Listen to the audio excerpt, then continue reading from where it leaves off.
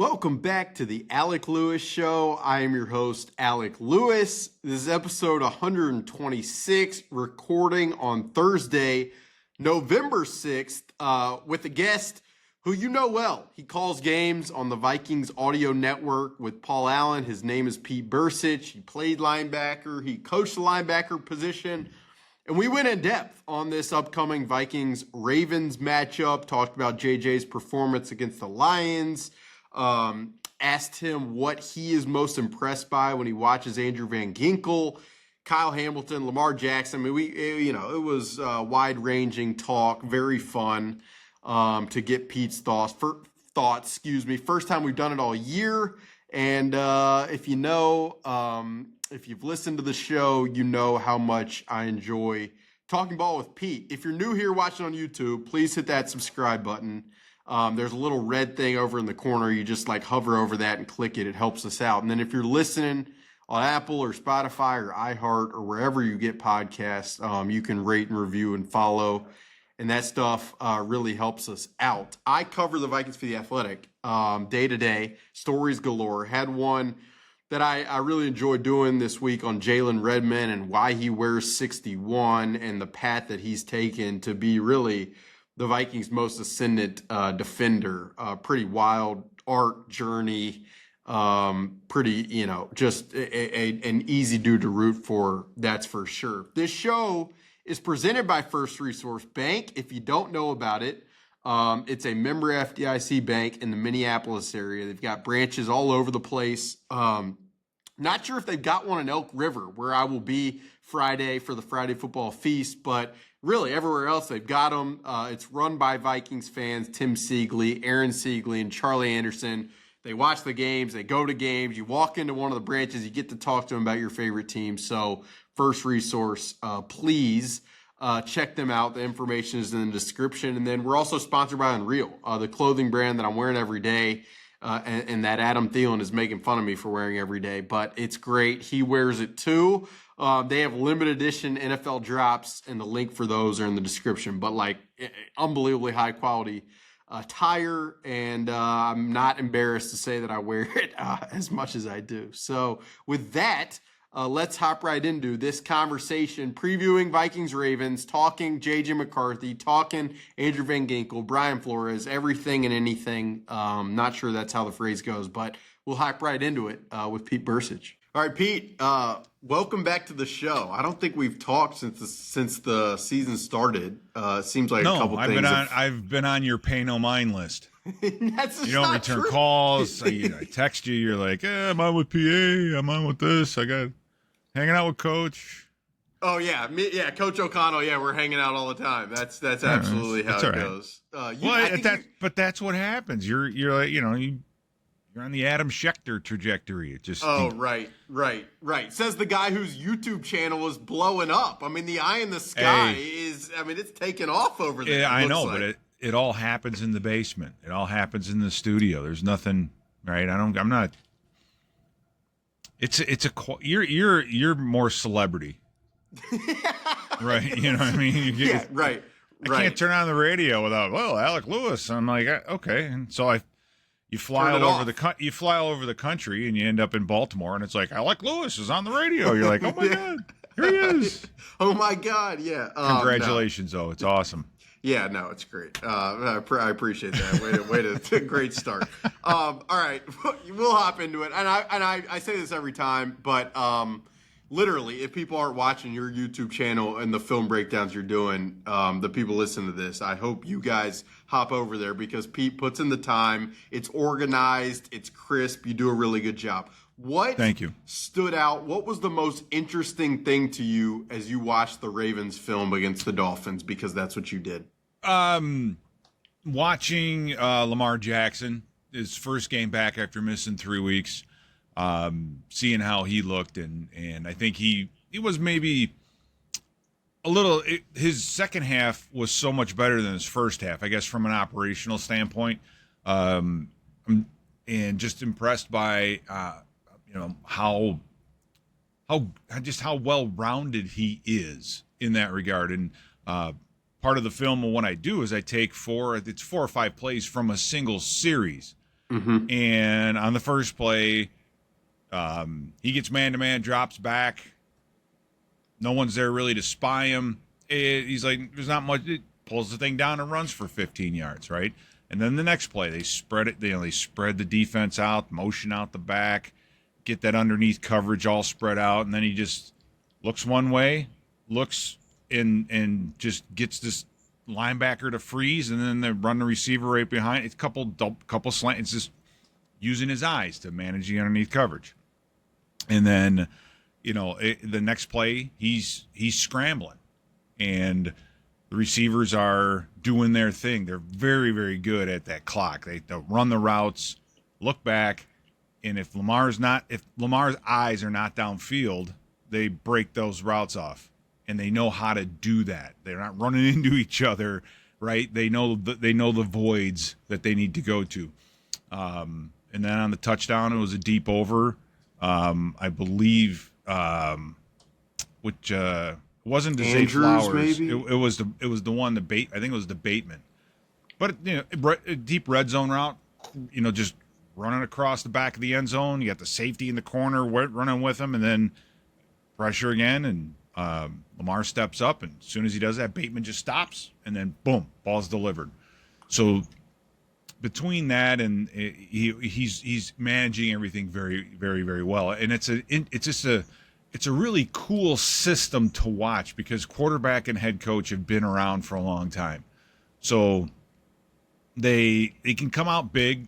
I mean, teams were giving us problems with that, so it's going to be interesting to see if they decide to Patrick Ricard us and just try to grind us out.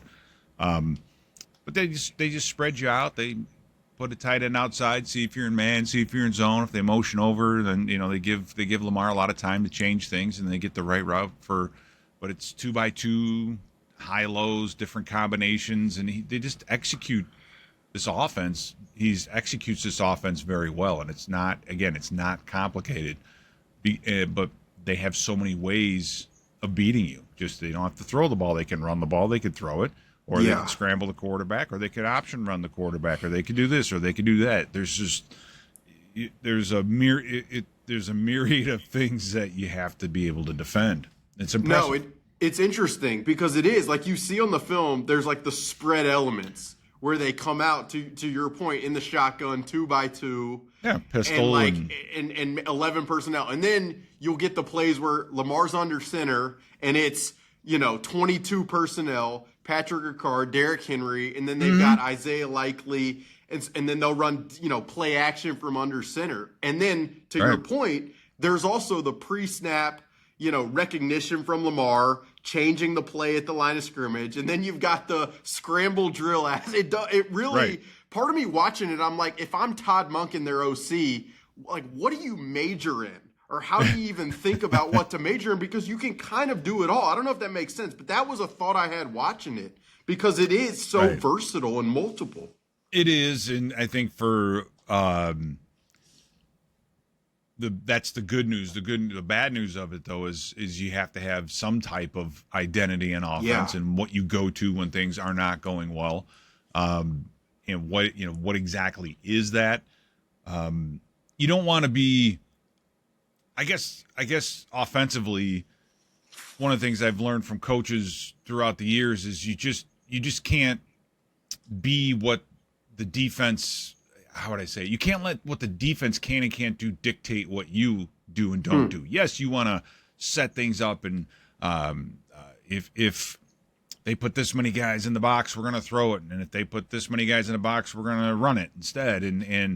But then that means every time you get to the line of scrimmage, the defense is telling you what you're going to do.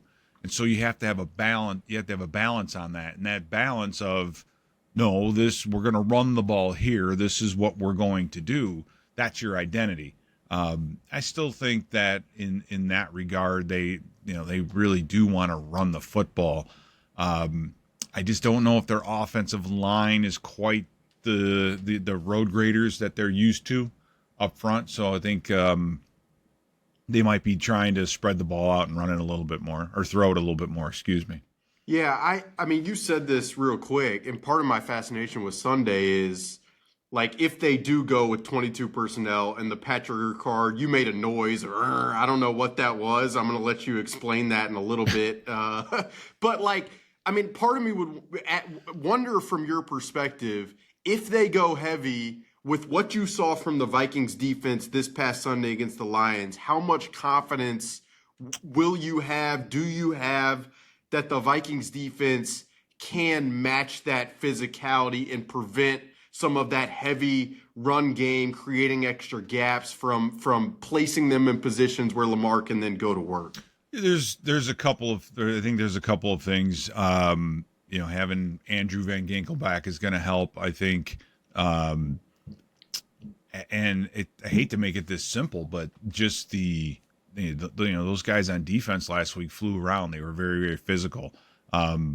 Detroit did not own the line of scrimmage. We played on their side. That was pretty evident. Yeah. You can do the same thing with this offensive line. So if you want to step up and smack somebody in the mouth, I would think this offensive line across the board on average is probably less physical than Detroit was. So you should be able to do that again. You've seen a lot of heavy runs, so you have some ideas of fronts and what people you want to bring in. And then conversely, the offense has to carry some of that load as well. Meaning if you're just trotting the defense out and Baltimore has a 2-score lead, yeah, you're going to see that. I don't care who you are. I mean, they can do that. They can run the 12, 13, 14 play drives like Pittsburgh did. And get 2-3 yards and just be efficient. That's kind of the hard part, is just getting them off the field, because they can be so efficient. They can pile everything up and just mash it for 3 yards, or you can put your quarterback in an RPO or an option situation where get him out in space and he's going to fall forward for 2-3 yards, right? So the scoreboard dictates a lot of that as well. Right, and if it's a close game, or if you have a lead and they got to play some catch up, then they don't necessarily have all the time in the world to just pound the rock. Yeah, you mentioned Van Ginkel there, and I mean, just as someone who has coached the position and played it, obviously, I have not done that. You have. When I watch this guy, I mean, it just blows me away. His wherewithal on the field and an ability to just find, the feel on the field. I don't know if that's such a byproduct of preparation or just processing on the field, but that's the thing for me. I just wonder, with you, given your experience, having him back, watching this guy, what impresses you the most, or what do you appreciate most watching him play? His versatility. And by versatility, I mean, he's not just adequate in some areas, he's impressive in so many areas. And there were a lot of plays where he wasn't blitzing or wasn't rushing the quarterback, and had to drop in an underneath zone. Mm-hmm. And it's not, most of the time when you take a D lineman per se and you blitz away from him and he kind of just covers an area and reads the quarterback's eyes. Van Ginkel understands route concepts and what offenses are trying to do. And there were a number of times that Jared Goff wanted to get rid of the football quickly, and he was right exactly where he needed to be. His ability, I think, his instinct and his ability to read a play, I mean, that comes from watching film. That just comes from experience to know, all right, when I see this, I'm getting this, and not biting on, or not, how would I say, just reacting, right? He sees things developing and does like the anticipation of it. Yeah, the anticipation and understanding route concepts, and when they want to run when they hit the flat here, they're going to do the dig. It all depends on the formation and the split and what motion we're getting and all that. He's very, very smart and very, very instinctual. And this is just, I'm talking about as a pass dropper. And that's not his bread and butter, right? His forte is being an outside linebacker, playing the run. His ability to play the run, the instincts that he has, the timing that he has. Both he and Grenard are so good at contain with all that. Yeah. And then he can get after the quarterback. He can rush upside. He can rush in the middle. He can rush on the edge. He can okie doke you and then rush and buy himself some a soft edge like he did on Penei Sewell.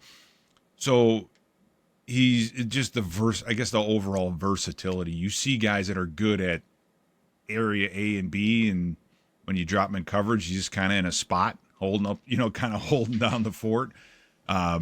He can do all of that, and that's probably the most impressive part of what he does. It felt like to me, and I just wonder what you would say to this. Like, so much of that game plan Sunday, I mean, for you to blitz, cross dog the off ball linebackers the way they did and drop the edge rushers, like much of being able to do that is because when you do drop the edges, specifically Van Ginkel, he does have the feel for what's like the hot route answers right there. So like you have so much conviction as a play caller to go with that game plan because of the type of guy you have occupying that space is what it felt like to me. It was an unbelievable game plan. And if he can just get himself in the right area, the right alley, and get the quarterback to hold on to the ball for a fraction of a second more, the blitz is going to work, right? He's not just standing out there like a light post, and the quarterback can just work around him. The guy's good, and we got Detroit in a situation where the looks we were giving them made their running backs protect. Okay. Detroit didn't do a lot of keeping extra tight ends in and sliding the line and two-man routes, right? They wanted to get 2, 3, 3 receivers or tight ends into the routes. So we figured that part out of it, and then we just attacked it until we wore it out. And that's another bonus because now you're getting pressure in the face of Jared Goff, and if you can get him to just move off of his spot, his 76.4% completion percentage starts to go down. And we saw some of that. We saw some bad throws or some throws that you're like, my God, that's what the Lions do. They just make that play over and over again. And that just means they're not going to score 36 points at home like they normally do, right? They might score 24. Even though that's about the effect. You see what I mean? So that opens a window. So the defense playing as well as they did, doing all the things right, you're still, the Lions are still going to score 20, 21 points. Yeah. You just have to match that, and they did offensively. It's kind of crazy how that we have a great day on defense, and they still, they're still going to score their points. It's the NFL. They're good. Yeah, and it took for them to do that. It required multiple of those, fourth down conversions, really, and that's what they do. You made them earn it. Right, Yeah, exactly. You made them earn it. Like, it's unsurprising that they would utilize those to be able to score, but to force them into those situations is all you can do as a defense. The other thing, or the last thing, really defensive. Just one thing, real quick. The Isaiah Rodgers deal where. He missed a tackle. We had a couple missed tackles on a little on the flat edge route, right? Grenard misses, Grenard misses Goff. He gets the ball out. That's Detroit. So many of the passes and the throws that they make are line of scrimmage, 1-2 yards. And then because of the timing, it's run after the catch. After catch, yeah. And they tackled, so the defense tackled real well. And when we didn't, we saw that. I mean, that's what the Lions do. Right, quick throw, boom, the guy runs for 15, 20, or at least, 5 or 6 extra at the end of the play. You multiply that times 30 pass attempts, now you're talking 150 yards. That's what the Lions do, and it was awesome to see the defense do everything. Get Goff off his spot, tackle well, be physical up front, right? They finally neutralized Jahmyr Gibbs, who... Well, that's what I was going to say. 160 yards and 2.5 touchdowns per game against us last year, for God's sake. You'd much rather after the catch be Amon-Ra than Gibbs. I mean, not that Amon-Ra is, but like when that guy gets the ball in space, being Gibbs, and the fact that he didn't, I mean, it was I don't know, positive to see that. It was. Right. It was. That's why I thought that was one of the best. I thought that was, or if not one of, but the most impressive wins in the Kevin O'Connell era because of how much that team turned around in a little over a week. It was very, very impressive. And then going to a place you haven't won since 2000 and, blah, blah, blah, 8.5-point underdogs, overcame a lot to play the way that they did. Now you just got to keep on doing it because this Baltimore team's, very good squad. Yes. Last thing for me defensively with Lamar, what is the coaching point? What is the attempt of, as he's darting around in the pocket and evading, both from a contain with the front and a plaster in coverage, how crucial is the discipline with that stuff? Do you feel like Sunday for the Vikings to make this thing go the way they want it to go? Well, you have to be, you can't, this is not a, just for football terms, the absolute antithesis of Lamar Jackson would be Kirk Cousins. Just stay with me on this. When Kirk Cousins took a snap and it was a pass, you knew where he was going to be. He was going to be 5 or 7 yards behind the center. So the D lineman knew if I can take an angle, I can do things to, as long as I can get around the offensive lineman and get back into that spot, I'm good. You could pin your ears back. You could run 3-man games. You can do all this other stuff because the quarterback's going to be sitting right here. With Lamar, you cannot do that. You have to be very disciplined, and you can't just take a side on a guard or a center and just get pushed way up past the play or out wide because now you're just opening up the lane for him to do whatever he wants. So you want to keep him as claustrophobic as you can. And, that requires a lot of discipline because sometimes you have to take an edge to get to him, but he can ole you and get out. So structurally, you can have someone that kind of mirrors him underneath and maybe do a 3-man rush and play different games. That's if you're getting the drop back pass. So we have the athletes in guys like Jonathan Grenard, Van Ginkel, and Cashman, and Dallas Turner, right? You can throw those if it's a definite passing situation. You could throw a mix of those 3-4 guys out there. You're not going to bull rush the lineman to the quarterback, but you're at least going to have athletes out there that can slow him down or chase him down. So a mix, that's interesting. A kind of a mix of all that. But you have to be much more disciplined. This is not a week for all these crazy ass line games up front, because he steps back and this thing opens up and you're playing man to man. He's just gonna go. I think Dante Culpepper did years ago, right? Mixing it up, trying to get him to hold the football. It's not easy. Not easy to do, man. He's accurate too. That's the one thing. He's getting also more accurate. His completion percentage. I don't have that number in front of me now. He's a 136. He's a 136.7 passer right now, number 1 in the NFL. 14 TDs, only 1 interception. Yards per attempt at 9.1, second best in the league. His completion to touchdown ratio is the highest in the NFL. It's almost 12%. So 1 out of every 12 completions is a touchdown right now. And he's leading the league. If he finishes this year with the lead, that's 3 years in a row. So he ties Steve Young. The only people that have done it 4 times are Aaron Rodgers and Brett Favre. But he will get inaccurate. That's the thing, and this is something I've seen with the evolution of Lamar is that he will, if you get to him, that's how I think you can tell if you're successful. Is he'll miss the quick flat route, right? Carson Wentz did that again with we saw it with Jordan Addison, right, against Philly. Jordan Addison, he'll do that every once in a while. And I think the more you get to him, the more you just need 2 or 3 or 4 more of those, right? I think that's a good gauge as to how much you're affecting him in that regard. But good luck, because he's getting better as he's getting older and becoming a better quarterback.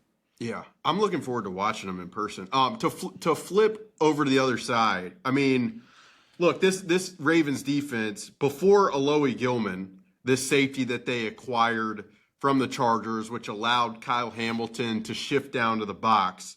I mean, they were close to last in every, I was looking this up before, like 31st EPA, 28th success rate. Then they acquire Alohi Gilman. They move Kyle Hamilton. Now they're like third in EPA, 6th success rate. Those some of the advanced numbers. So it has definitely allowed them to be more of the unit. They've also gotten Roquan Smith back, who, I mean, he was really impressive to me on the film. But just what did you see with this defense?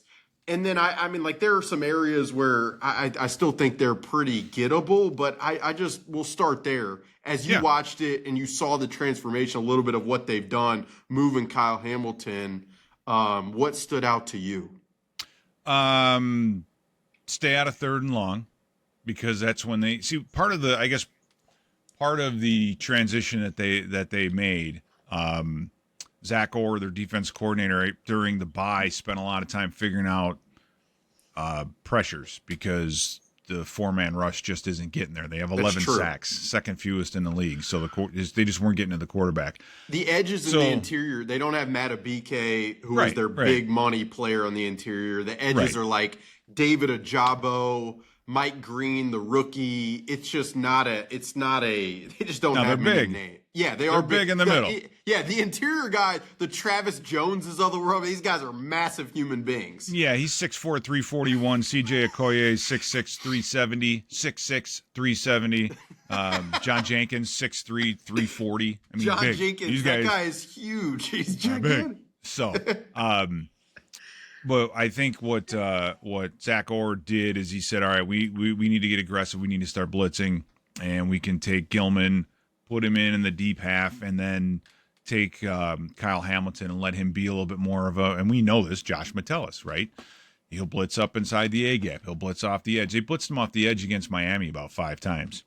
What is surprising is how well Hamilton is able to do those things. I mean, this guy, you know, he is a Brian Flores safety. Right, the versatility. It's what, again, like Harrison Smith can do. I think when it's all said and done, Harrison's almost to his 200 start. That thing's that's coming up, which is amazing. Wow. It puts him, I think, third all time, or at least no, not third all time, but he's third with guys with the Vikings that are still with us. Sure. Anyway, wherever he goes, you got to respect him. And again, like I said, Harrison Smith, his thing is he could do it all. You can't just walk up on the line of scrimmage and see him walk up and be like, okay, it's a fake, so to speak. So they're doing that now with Kyle Hamilton, and he's doing such a great job. He's playing the run well. He's reading, like, you put a safety in the box. Normally they struggle at reading counters and reading different running plays, and he's up there just doing it. He's reading counters, bouncing off blocks, making tackles, blitzing off the edge. If you don't block him, he's TFLing it. If you try to run him reverse his way, he's a good enough athlete to get off a block. So he's doing all these things. It's a Van Ginkel type versatility. I was gonna say you're seeing out of him, and awareness too. Like, he feels like he's just always in the spot, just like Van Ginkel does, where you're like, I don't know how he ended up there, but he always ends up there. That's right, and that's the remarkable part, and that's part of the change I think that they're getting is you're not just blitzing. A blitz is this is one thing I learned in coaching. I'm excited for this. A blitz may look good, but it's only as good as the guy that you're blitzing. Right, you may draw something up and you're like, okay, this nickel blitz is going to work. The way the protections are, the whole thing, and then you're sitting there going, oh, who's playing nickel for us this week? And you got to be sending the right guy too.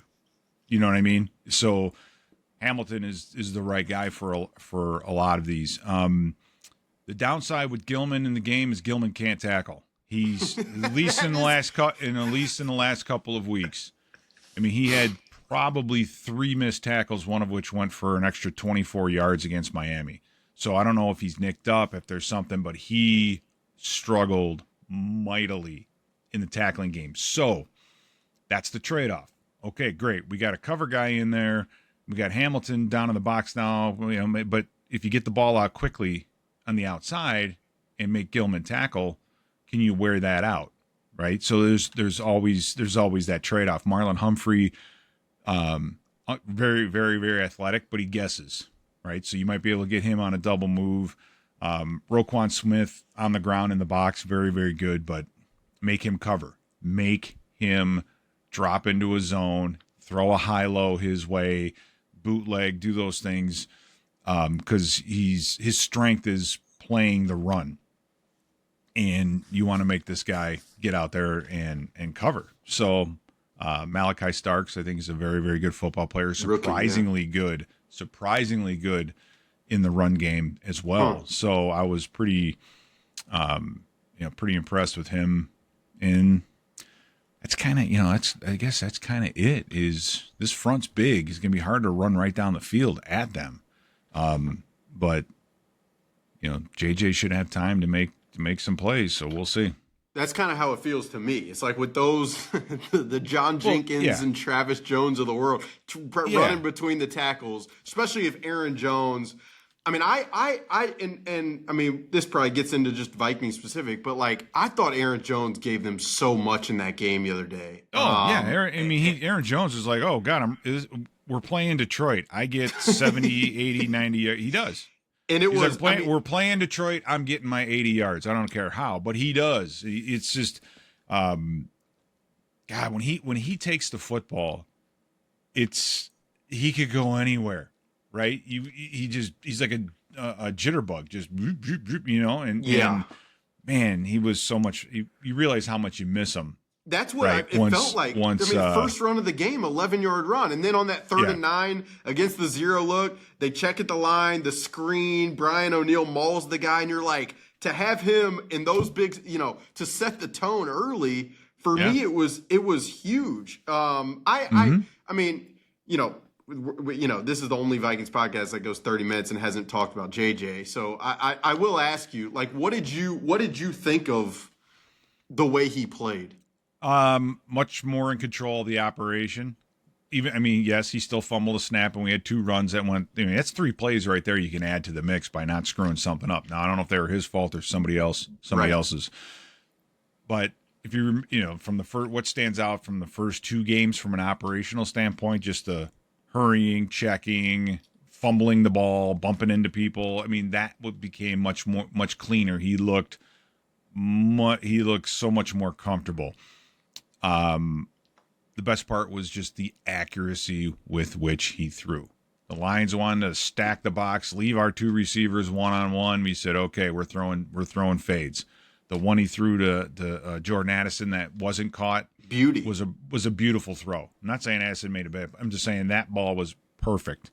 The touchdown to Justin Jefferson, perfect. He threw a couple other plays, other passes from the near hash all the way across the field. So the accuracy was what I was most impressed with, because that gives defenses constant. That's a problem. You're gonna say, we can just leave. We're gonna leave you guys one-on-one on JJ and whatever in the red zone. No, I don't. Not a good, maybe not a good idea. Wouldn't anymore. Recommend that. Right. So I was just very impressed with that part of it. And also the way he handled himself in the pocket, meaning got to the top of his drop. If he needed to extend the play, he had a good feel for he wasn't, we've seen him a few times in the pocket and then needs to get out and just kind of, does a reverse roll or tries to create something to get out. That happened, a couple times, but it was much better about reading the rush and then stepping up into an open lane and extending the play. And when he did scramble, he kept his eyes down the field. right? He just didn't pull that thing down and run. He kept his eyes down the field, and the one pass that he missed on the sideline to Justin Jefferson is kind of an example of that. That's what you want, because that's eventually how you're going to start getting some big plays down the field. So just much better overall in the whole process. The accuracy of the throws, the crisp part of in and out, and how he managed it. So huge improvement over what we had seen. He had one good quarter against Chicago. The rest of it didn't look as smooth as it did on Sunday, and hopefully that is the base right there. And week after week, it'll just add a few things and get a little bit better as we go forward. Yeah, the far hash throw to Justin, I think that you were referring to, where it's like anticipatory. There, I was texting an NFL scout. He's like, that is a big boy throw. Like, that is where you see it, and you're like, that is, if the down to down consistency gets to a certain place, and those can be the like elevating type throws, like it starts to get pretty. He threw that one, and then he also threw a deep comeback that he completed on the sideline. It was a good 15, 17-yard deep comeback. It was on, and it was on the Vikings sideline,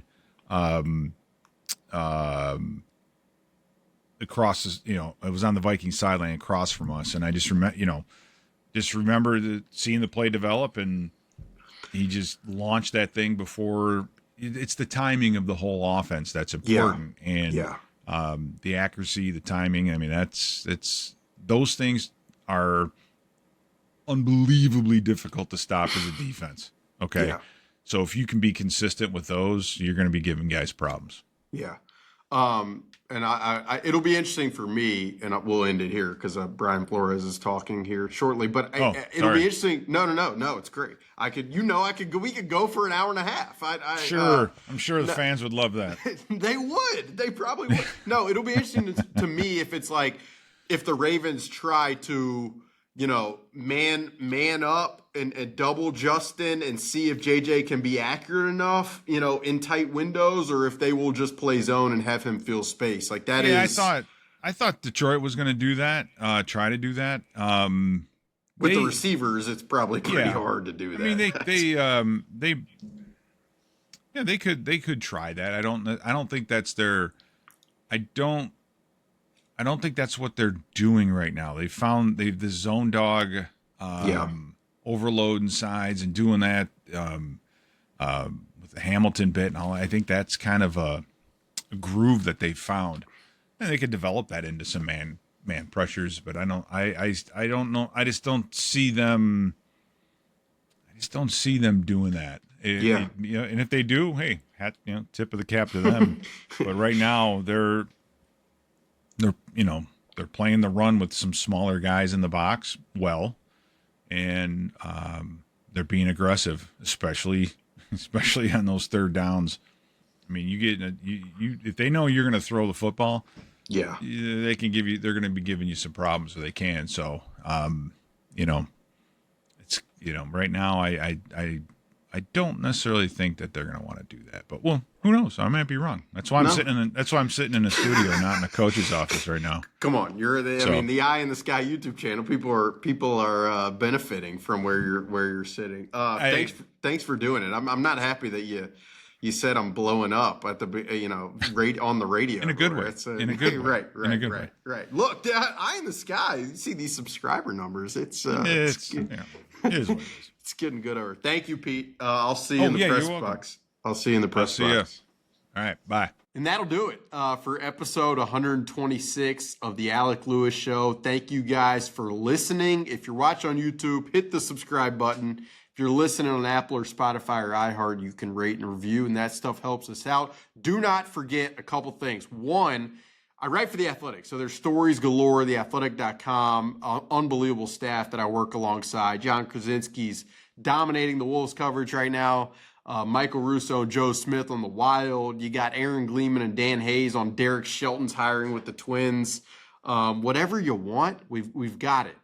So please go check out theathletic.com. Shows presented by First Resource Bank, sponsored by Unreal, a locally owned clothing brand that is on the rise.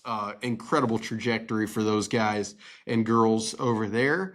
You can follow us on social media. I'm at Alec_Lewis. Our social media accounts are at Alec Lewis Show. Available for questions anytime you got them. And locked and loaded for the game Sunday at US Bank against the Ravens. Can't wait to see Lamar in person, to watch the matchup, and to talk about it afterwards. We'll see you guys next week. Talk to you very, very soon.